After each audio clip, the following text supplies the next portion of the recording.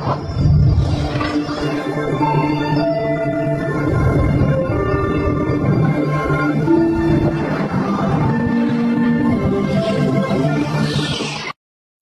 اللہ الرحمن الرحیم۔ السلام علیکم۔ ایک ایسی قوم جس پر اللہ تعالیٰ نے اپنا دردناک عذاب نازل فرمایا اور اس قوم کے نافرمان لوگوں کو بندر بنا دیا۔ اس قوم کے لوگ کون سا ایسا گناہ کرتے تھے جس کی وجہ سے اللہ تبارک و تعالیٰ نے اپنا عذاب نازل فرمایا، اور یہ لوگ بندر بننے کے بعد کتنی دیر تک زندہ رہے، تمام تر تفصیلات بتاتے ہیں اسی ویڈیو میں۔ حضرت داؤد علیہ السلام کی قوم کے 70,000 لوگ سمندر کے کنارے ایلی نامی بستی میں رہتے تھے۔ ان لوگوں کو اللہ نے ہزاروں نعمتوں سے نوازا تھا، لیکن جب راحت و سکون آیا تو یہ لوگ اللہ کی عبادت سے محروم ہو گئے اور اللہ کی مخلوقات پر ظلم کرنے لگے۔ تو یوں اللہ نے ان کو خبردار کر دیا کہ پورے ہفتے میں ایک ہفتے کے دن شکار نہ کرو، اتوار سے لے کے جمعے تک جتنا شکار پکڑنا ہے پکڑ لو، لیکن ایک دن اللہ کی عبادت اور مخلوقات پر امن کے لیے رکھ دو۔ یوں اللہ نے ان کا امتحان لینا شروع کر دیا۔ وہ اتوار سے لے کر جمعے تک مچھلیاں پکڑنے لگے تو مچھلیاں زیادہ مقدار میں ہاتھ نہ آتی، اور ہفتے کے دن سمندر کو دیکھتے تو ان کو بڑی بڑی مچھلیاں نظر آتی۔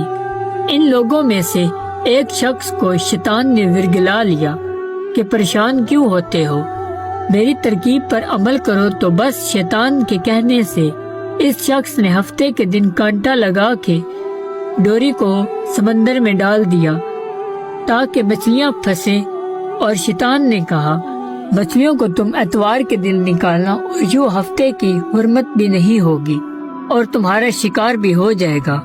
بس شیطان کی بتائی ہوئی ترکیب پر ہفتے کے دن مچھلیاں پھنسی رہی اور وہ اتوار کے دن نکالتا اور شوق سے کھاتے۔ جب آس پاس کے لوگوں نے پوچھا تو ان کو بھی یہ ترکیب بتانے لگے، اور یوں اس قوم کے کچھ لوگ ہفتے کے دن مچھلی پکڑنے کے لیے جال پھینکتے اور اتوار کے دن نکالتے، اور کچھ لوگوں نے تو سمندر میں سے نالیاں بنا کے چھوٹے چھوٹے تالاب بنا دیے تاکہ ہفتے کے دن جیسے ہی مچھلیاں یہاں سے گزریں تو وہ تالاب میں پھنس جائیں، اور ہم اتوار کے دن مچھلیوں کو مزے سے پکا کر کھائیں گے۔ اس گاؤں میں کچھ اللہ کے خاص بندے بھی موجود تھے جو کہنے لگے، اے لوگو، اللہ نے ہفتے کے دن شکار کرنے سے منع فرمایا۔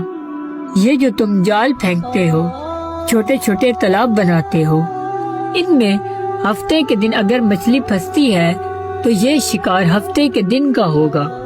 اللہ کے عذاب سے ڈرو، اللہ کی نافرمانی نہ کرو۔ وہ لوگ ان لوگوں کا مذاق اڑانے لگے کہ ہماری جو مرضی ہوگی ہم وہ کریں گے۔ اس بستی میں 2 گروہ بن گئے، ایک وہ جو ان لوگوں سے نفرت کرتے اور خاموشی اختیار کیے ہوئے تھے، اور دوسرے وہ جو گمراہ ہو کر اللہ کی نافرمانی کر رہے تھے۔ تو اللہ کے نیک بندوں نے بستی کے بیچ میں سے دیوار کو کھڑا کر دیا اور یہ حکم نافذ کیا کہ اللہ کی نافرمانی کرنے والے اس طرف ہو جائیں، اور ہم جو اللہ کے فرمانبردار بندے ہیں وہ اس طرف رہیں گے۔ وہ سارے لوگ ان لوگوں سے بار بار کہتے رہے، اے لوگو، اللہ سے ڈرو۔ قوم لوط اور قوم سمود کا جو حشر ہوا اس کو یاد کرو، اللہ کی نافرمانی نہ کرو، ورنہ تم پر بھی اللہ کا کوئی نہ کوئی عذاب آ جائے گا۔ وہ سارے نافرمان لوگ جن کی تعداد تقریباً 12,000 تھی، سب ہنستے رہے کہ یہ سب کتابی باتیں ہیں، ہم پہ کوئی عذاب نہیں آئے گا۔ بس جیسے ہی وہ گروہ 2 حصوں میں تقسیم ہو گئے، ایک وہ جو اللہ کے فرمانبردار بندے جو دیوار کی دوسری طرف تھے، اور دوسرے وہ نافرمان بندے جو دیوار کے اس طرف تھے۔ وہ نافرمان پوری رات ہنستے رہے اور مذاق اڑاتے رہے، اور وہ اللہ کے خاص بندے جو دیوار کے اس طرف تھے اللہ سے معافی مانگتے رہے۔ جیسے ہی صبح ہوئی وہ نیک انسان اٹھے، انہوں نے محسوس کیا کہ دیوار کے اس طرف کسی بھی انسان کی کوئی آواز نہیں آ رہی۔ جیسے ہی دیوار کے اوپر چڑھ کر دیکھنے لگے وہ سارے کے سارے لوگ بندر کی شکل میں تبدیل ہو چکے تھے۔ انہوں نے ان بندروں کے کپڑوں سے اپنے اپنے رشتہ داروں کو پہچانا اور وہ چیخ چیخ کے رونے لگے اور اللہ سے معافی مانگنے لگے۔ لیکن اللہ کا عذاب جب آتا ہے تو آ کر ہی رہتا ہے۔ وہ 12,000 لوگ جو بندر بن چکے تھے کچھ بھی کھا پی نہیں سکتے تھے، اور یوں 3 دن بعد وہ عذاب میں آ کر فنار ہو گئے۔